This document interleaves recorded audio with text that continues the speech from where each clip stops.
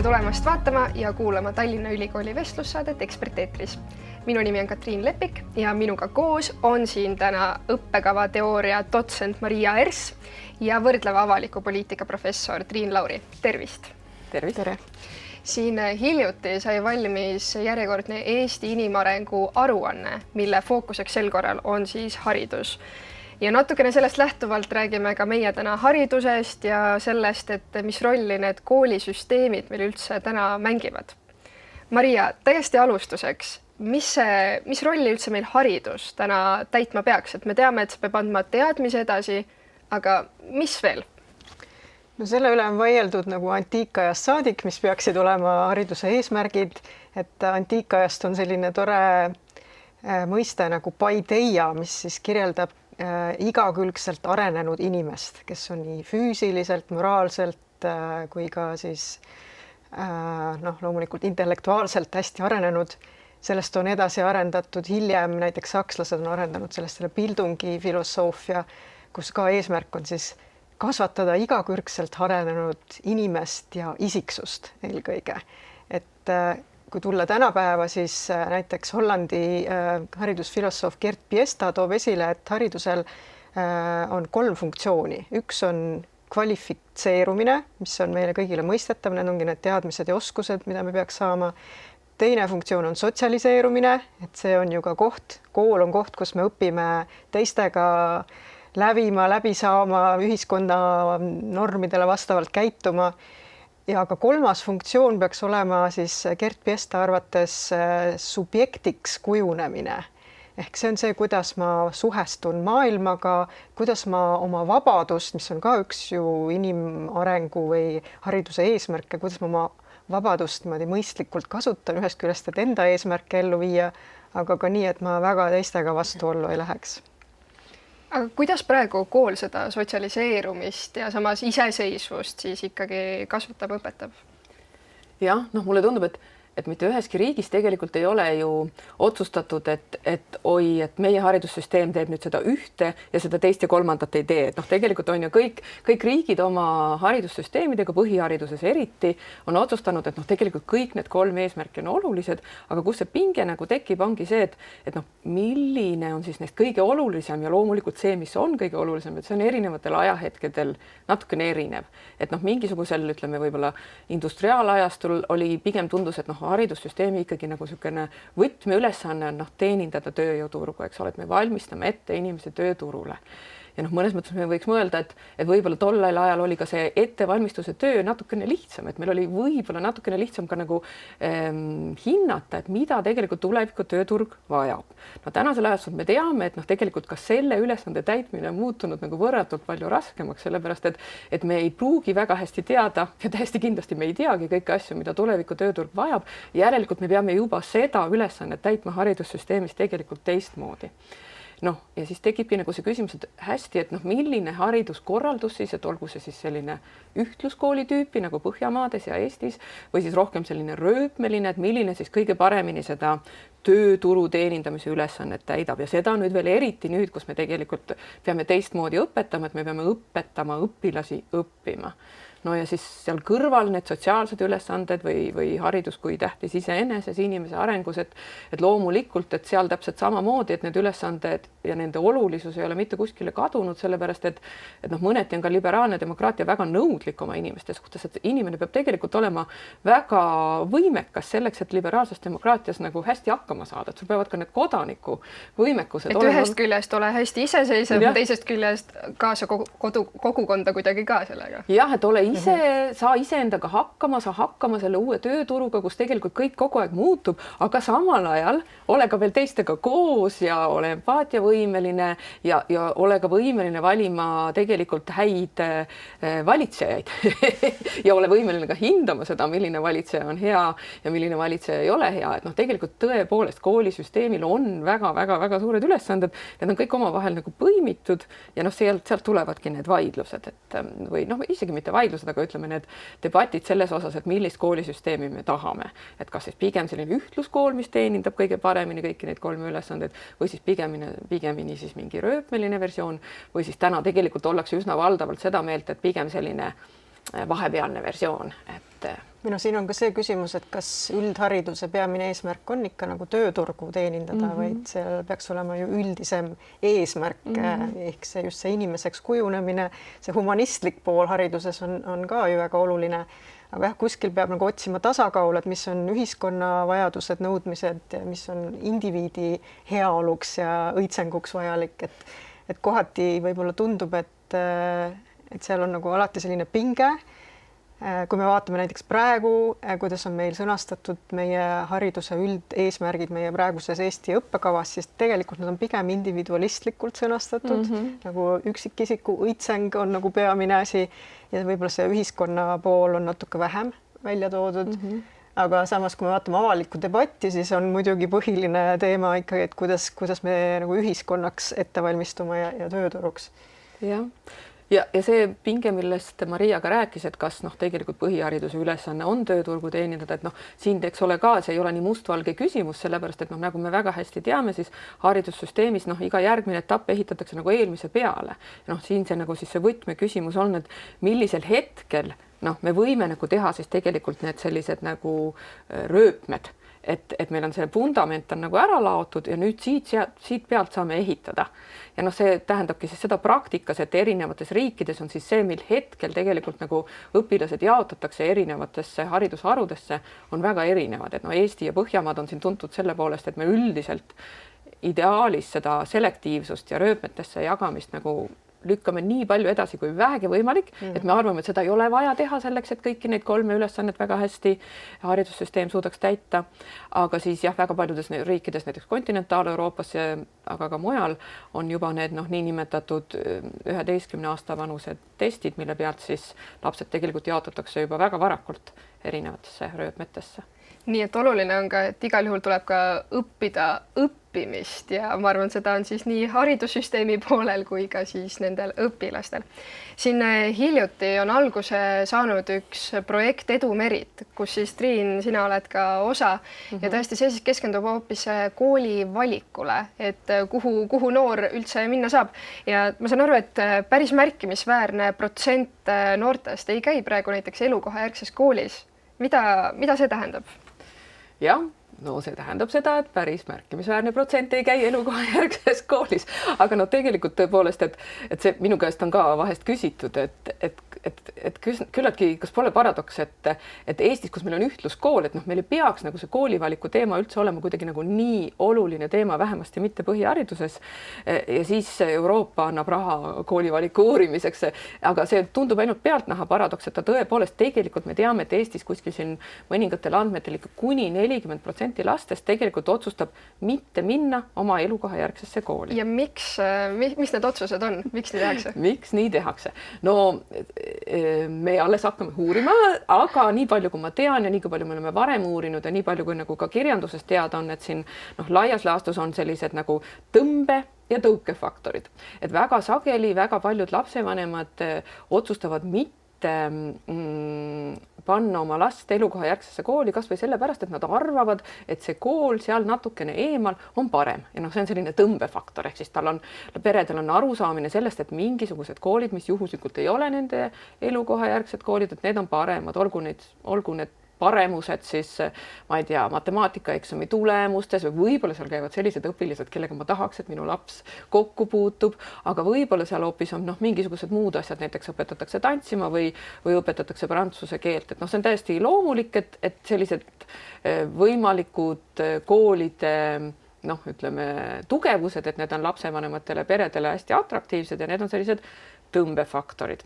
Ja siis need tõukefaktorid on siis pigem sellised, et kui lapsevanem või pere tajub, et see kool, mis on tema elukohajärgne kool ja kuhu siis justkui vaikimisi peaks tema laps minema, et see mingitel põhjustel, seal on mingisugused asjad, mis tunduvad lapsevanemale kahtlased, et ta ei usu, et see kool on väga tugeva kvaliteediga, näiteks sellepärast, et ta on liiga väike, et tundub, et seal ei ole piisavalt õpilasi, et õpilane näiteks ei saa areneda, ma ei tea, sotsiaalselt või näiteks on hiljuti olnud teada, et seal ei ole matemaatikaõpetajat, ehk sul on mingisugused asjad, mis sul seal kohalikus koolis ei meeldi või võib-olla sul ei meeldi see, et seal on näiteks palju haridusliku erivajadusega õpilasi, et siin võivad olla peredel väga-väga erinevad need kombinatsioonid nendest tõmbe- ja tõukefaktoritest, aga üldiselt kirjandus ütleb ja Eestis on seda ka andmed näidanud, et et mis sellise haridusrändamise ehk siis see otsus, et sa ei pane oma last elukohajärgsesse kooli, et mis sellega kaasneb, on siis see, et üldiselt need on ikkagi väga teatud tüüpi pered,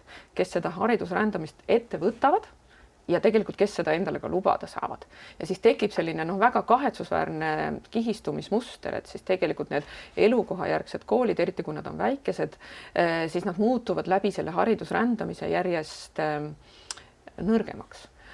Aga samal ajal peab kindlasti rõhutama ka seda, et ega siis tegelikult mis see selline alternatiiv on, et alternatiiv on siis see, et me väga jäigalt nõuame, et kõik lapsed käivad oma elukohajärgses koolis. Ideaalmaailmas see võib-olla on tõesti väga tore, päriselus tegelikult see ei pruugi olla üldse mitte adekvaatne, sellepärast et väga paljudele peredele ei pruugi see olla üldse nagu ka kõige mugavam logistiliselt, aga võib-olla veelgi olulisem on see, et tegelikult ikkagi meie enda linnaruum ja üleüldse ühiskond ei ole ühtlaselt jaotunud ka selles mõttes, et meil on ka erinevates piirkondades väga erineva sotsiaalmajandusliku taustaga pered. Ja kui siis lapsed peavad väga rangelt ja väga jäigalt käima elukohajärgses koolis, siis see ilmtingimata ei ole ühiskonda ühtlustav. Ma saan aru, et neid lahendusi, kuidas mingit muret saaksin praegu lahendada, on välismaal väga erinevaid. Ja üks nendest on näiteks kvoodisüsteem. Kas me selleks oleksime valmis? Selle üle võib arutada kindlasti kui üks meede, aga see, ma arvan, tooks kindlasti kaasa siis nii-öelda selle edukamate vanemate vastuseisu, sest kindlasti nad ei tahaks, et neid kvoodi järgi kuskile määrataks, vaid nad tahavad just seda autonoomiat ise otsustada. Et siis on nagu see, et ühtlustamine, et kes nagu sellisest ühtlustamisest kõige rohkem kasu saaks. Et tõenäoliselt siis need lapsed, kelle vanemad ei ole nii jõukad, kes ei saaks nagu lubada sellist õpirännet. Et see on lõpuks nagu ühiskondlik otsus, et mida me rohkem väärtustame siis inimeste autonoomiat või võrdsust. Ja, see on üsna keeruline tasakaal ja tegelikult meie õnneks jälle väga paljud riigid ju seisavad sellega silmitsi, ehk siis me saame õppida tegelikult ka teistelt, aga mis siin võib-olla eelkõige seda pinget tekitab minu hinnangul ongi see, et tegelikult see küsimus nagu selles, et me ei räägi sellest, et kõik peavad saama ühesuguse või ühetaolise hariduse. Me räägime tegelikult sellest, et kas kõigil on ühtlaselt hea ligipääs heale haridusele. Ja siis, kui me peaksime näiteks tooma sellise tundliku teema sisse, et kvoodid ja ma olen Mariaga nõus, et kas me oleme selleks valmis, siis ma arvan, lapsevanemal tekib selline küsimus, et hästi, et kui nüüd minu laps läheb siia kooli ja sinna panna näiteks kvoodiga pannakse teatud nõrgemaid gruppe juurde, et mida see tegelikult teeb minu lapse haridusega. Ehk siis see küsimus on tegelikult sellest, et kes on need võitjad ja kaotad sellest klassikooslusest. Ja loomulikult selliseid uuringuid on tehtud maailmas hästi-hästi palju, aga need on väga keeruline. Need on väga keeruline nagu mõõta seda kaaslase efekti, ehk siis kuidas see mõjutab tegelikult kõiki õpilasi. Ja üldiselt on teada, et pigem nõrgemad õpivad tugevamalt, et ehk siis see kaaslase efekt väga sageli töötab sedapidi, et nõrgemad õpilased saavad sellest võitu, et seal klassis on ka tugevaid.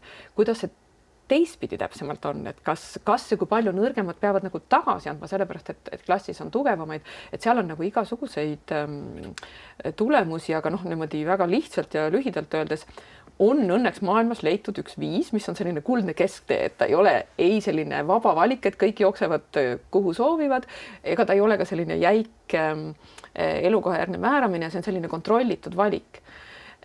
Mis nagu hästi lühidalt öeldes on siis selline süsteem, kus peredele jäävad valikud alles, ehk siis pered saavad ikkagi öelda, et ma eelistan, et minu laps käib selles koolis ja sa saad esitada need oma kooli eelistused, aga teisalt siis ei ole mitte niimoodi, et iga üksik kool otsustab, et millise õpilase ma sooviksin vastu võtta, vaid see nagu tsentraalselt, kas siis mingi piirkonnapõhine või mingisugune üleriigiline süsteem, läbipaistev süsteem, mis paneb siis need perede eelistused ja siis need piirkonna nagu kriteeriumid või prioriteedid omavahel kokku.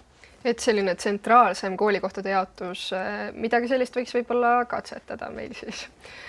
Tallinna linnas võiks teha niisuguse eksperimendi ja. vaadata, kuidas see oleks, aga just, sest et Tallinnas on ka tegelikult see lõhenemine kõige suurem, ma saan aru, et see tuli jah just inimarengu aruandest välja, et see lõhestumine, noh, ka juba see, kus inimesed geograafiliselt paiknevad sissetulekute järgi tihti, eks, on ju Tallinnas vägagi selline segregeeritud ja samamoodi siis ju koolide kooslused on ka segregeeritud rahvuspõhiselt ja sissetulekute järgi ka.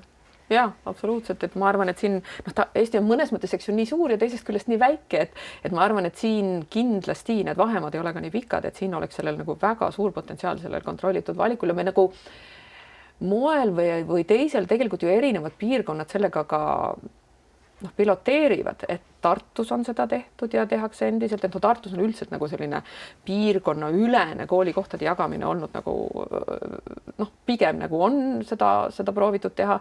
Tallinnas kord nii, kord naa, mis Tallinnas praegu toimub, et meil toimub küll selline piirkonna ülene koolikohtade jagamine, aga meil toimub nagu mitmes etapis, et kõigepealt me jagame ära need nii-öelda eliitkoolide koolikohad, kus siis toimub selline võistluslik ettekoolitamine ja väga-väga-väga pingelised koolikatsed ja siis peale seda siis tehakse see tsentraalne jagamine, et ma arvan, sellises ideaalses kontrollitud valikumudelis on niimoodi, et kõik koolid, vähemalt seal põhikooli tasemel on selles ühes jagamismehhanismis sees, et seal on erakoolid ja seal on munitsipaalkoolid ja seal on riigikoolid, et tegelikult sellele perele ei ole nagu vahet, et ma ütlen, et mulle meeldib see kool, aga kes selle kooli omanik on, et see ei ole nagu perele oluline küsimus. No aga praktikas on väga suur vahe, eriti praegu, kus meil on ka nimetatud üleminekukoolid, et kas meeldiks näiteks Eesti vanematele, kui tema laps mingi kvoodi alusel määrataks üleminekukooli. See on nagu päris selline terav teema, ma arvan. Aga kuidas selline mitmekultuuriline, mitmekeelne õpikeskkond praegu meid mõjutab? No see mõjutab meid juba praegu, et see mitmekultuurilisus on järsult suurenenud alates Ukraina sõjast ja kui meile tuli rohkem pagulasi Eestisse ja need pagulased ju jõudsid ka sellistesse piirkondadesse, kus varem kunagi õieti ei ole olnud mingit mitmekultuurilisust nagu näiteks Saaremaa ja sellised kohad, et see on nagu täiesti uus olukord paljudele õpetajatele. Ja siis see viimane suur õpetaja uuring, rahvusvaheline õpetaja uuring TALIS, selle järgi Eesti õpetajad hindavad siis oma pädevust mitmekultuurilises klassiruumis toimetada oluliselt madalamaks kui näiteks OECD riikide keskmine, et see on nagu selline suur koolitusvajadus ja kuidas õppida siis toimetama sellistes oludes. Et see ei lähe üldse libedalt ja muidugi on olnud koole, kus juba varem on olnud see kultuuriline mitmekesisus suurem ja seal juba on ilmselt välja töötatud ka mingid toimivad võtted, kuidas siis hakkama saada.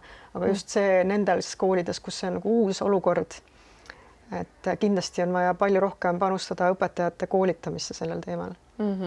Ja sellega ma olen loomulikult väga nõus, et see Maria näide, et mida arvaks üks pere, kui tema eestikeelne laps pannakse kvoodi alusel näiteks sellesse üleminekukooli, et selliseid lahendusi tõenäoliselt ikkagi teha ei tohiks, aga samal ajal ikkagi Tallinn on küllaltki hea selline piirkond, kus võiks hakata selliste positiivsete näidete najal tegelikult nagu vaikselt liikuma selle koosõppiva kooli suunas, et meil on ju tegelikult üksikuid näiteid, kus on seda eksperimenteeritud, meil on väga head haridusandmed, palun analüüsime need haridusandmed läbi ja vaatame, et mis on see selline kriitiline piir, kui palju me suudame nagu ilma kedagi kahjustamata nagu integreerida muukeelseid või siis teise taustaga lapsi ja hakata niimoodi samm-sammult liikuma. See võiks olla pigem vabatahtlikkuse ja toetamise, ütleme positiivse erikohtlemise abil, et mitte, et me ei sunni koole ega lapsi, sellepärast et lapsed ja pered ikkagi peaksid saama öelda, kuhu nad tahavad ja kuhu nad ei taha minna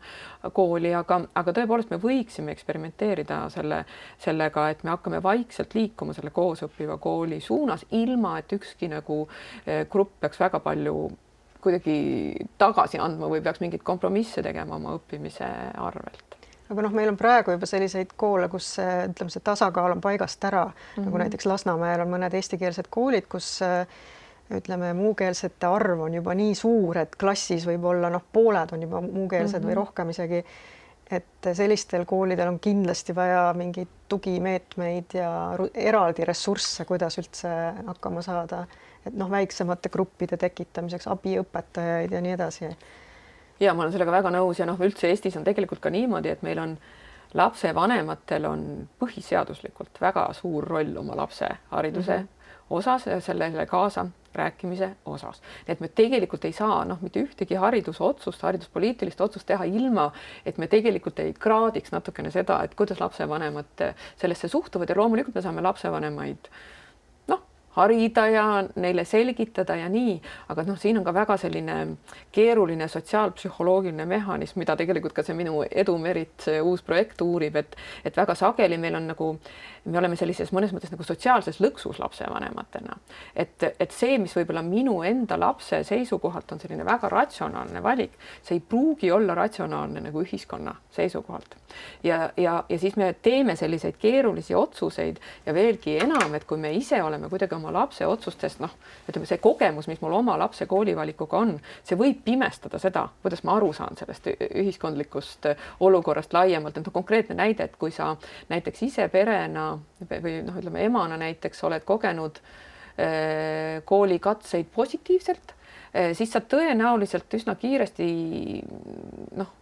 kaldud arvama, et tegelikult on ju kõigil see võimalus ja kui sa ikka pingutad, siis sa tegelikult saad ja me ei pea siin midagi muutma, et see on mõnes mõttes selline privileegi pimeduseks, et sa kuidagi laiendad seda enda kogemust kõikidele teistele ja vastupidi ka, et kui sul läheb sellega väga kehvasti selle koolikoha otsimisega, mis iganes põhjustel, et kas sa ei saa sinna soovitud kooli või see, kuhu sa saad, see ei sobi sulle, siis sa tegelikult üsna sageli sa ei hakka süüdistama iseennast, et oi, me midagi tegime valesti, et sa tegelikult ikkagi süüdistad reeglina, et see süsteem on mäda ja siis sa kuidagi ei taha ka kaasatud olla ja kaasa mõelda selle süsteemi parendamise osas. Nii, et suhtutakse ka väga kogemuspõhiselt, aga täiesti lõpetuseks siia meie vestlusele, et kui me jätkame sarnase koolisüsteemi, koolivalikute süsteemiga, siis kuhu me hetkel liigume?